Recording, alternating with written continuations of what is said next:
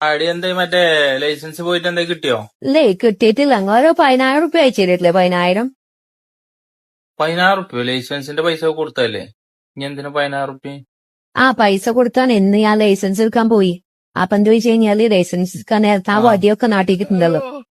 അപ്പോ പിന്നെ എട്ടിടാൻ പറഞ്ഞു. ഞാനൊരു 88 വരെ ഇട്ടു. എന്നിട്ട് ഒരു ലൈസൻസ് തന്നില്ല. എന്ത് വെച്ച് കഴിഞ്ഞാല് ഞാൻ പിന്നെ ചോദിച്ചു, ആദ്യം ഞാനോട് എന്തെങ്കിലും ലൈസൻസ് തരാത്ത ചോദിച്ചു.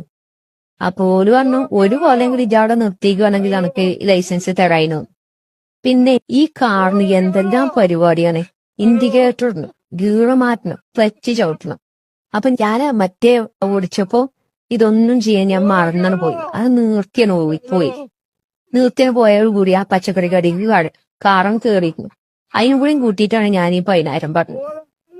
ഓൽക്ക് ഇനി പൈസ കൊടുത്തു കഴിഞ്ഞിട്ട് നമുക്ക് നഷ്ടമൊന്നുമില്ല. ഓലെ കുറച്ച് പച്ചക്കറി ഉള്ളത് പാക്ക് ചെയ്ത് കണ്ട് തരുകയും ചെയ്തിരിക്കണം.